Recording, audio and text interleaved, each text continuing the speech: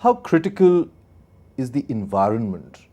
Do you believe that in India we actually create a good environment for entrepreneurship to thrive? Or do you believe that while we have great success stories and we have over 1 million SMEs in this country who've actually built good businesses, world-class businesses, but at the end of the day, we live in a country where unless and until you have the system in your control, unless and until corruption is rampant, do you believe we have been able to create a culture which encourages entrepreneurship? See, doing business in India is just like driving on the Mumbai roads. It's full of obstacles. Right. So, but still a lot of people get to their work and back home, they're not killing themselves. So your ability to drive is greatly enhanced because of this obstacle course.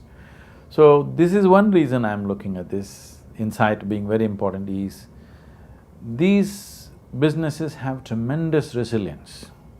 They have survived most difficult situations. They have thrived and grown in an obstacle course.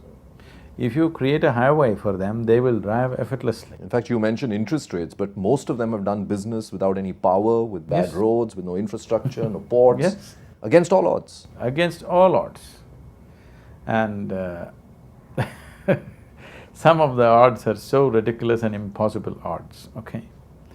So this is there, in spite of that they have succeeded. So when they have succeeded in spite of all these hurdles on their way, I strongly feel for them that their success has to be much more because they have succeeded in most difficult conditions.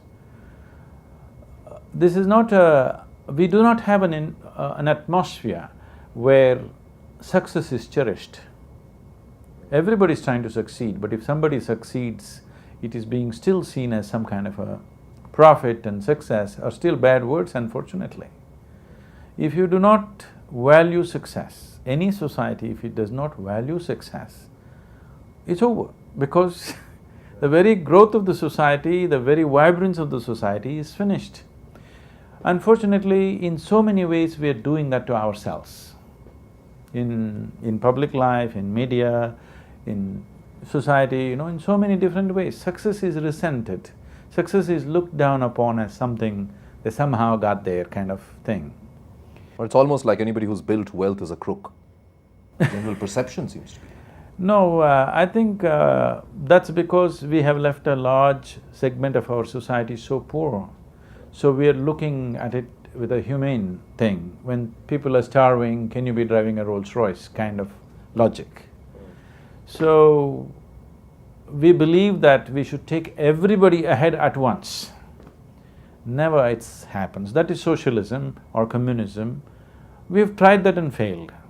Now at least if 10 people go up to a height, then slowly others may rise. That is capitalism. We have decided to go on that, there's no looking back now, we have to go that way. Is it the right thing, wrong thing? This is not the time to debate that. We have chosen a way to succeed, is the only way right now.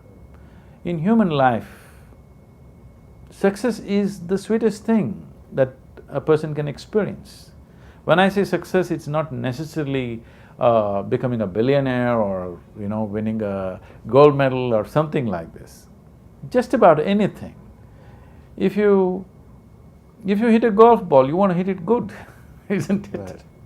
Even if you roll up a tissue and throw it, you want to succeed. You don't want to fall off, isn't it? So success is very important in human life. A human being grows with success.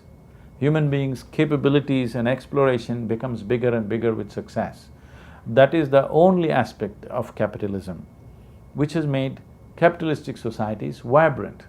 It has its flip side, it has a darker side to it, that's different. But now we have chosen a path, going all the way is important. I want to come back to the point that you made about calculated risk, Sadhguru. Isn't that what leadership is all about? Do you believe that good, strong leaders, successful leaders are the ones who are able to, despite the bad times, despite all the hurdles that come your way, are able to actually take those calculated risks and think ahead? How would you define leadership? And I'm asking you this question, I remember when we last met, things were very, very gloomy, globally as well as in India. We've seen some sentiment change. And I know I know we talked about the fact that we have gotten so used to living our life on the level of the Sensex, but thankfully this time the Sensex is higher than we last spoke. And I want to understand from you that while on the one hand, suddenly there is a better feel-good today across the world than what it was a year ago. But at the same time, when you go through a phase of 3, 4 years, 5 years, some of these companies that you're talking about have probably lived with bad infrastructure or high interest rates for many, many years. How would you, in that context, define leadership? See, the role of a leader becomes all the more important when situations are bad. When situations are good, most people could live their life. Most people could live their life and succeed without the help of a leader. But when situations are bad, that is when a leader's role becomes very important, because when there is pressure from every side, when there are threats of losing everything that you have, to still be able to keep your marbles in place and make the right decision that works for yourself and everybody around you takes a certain clarity.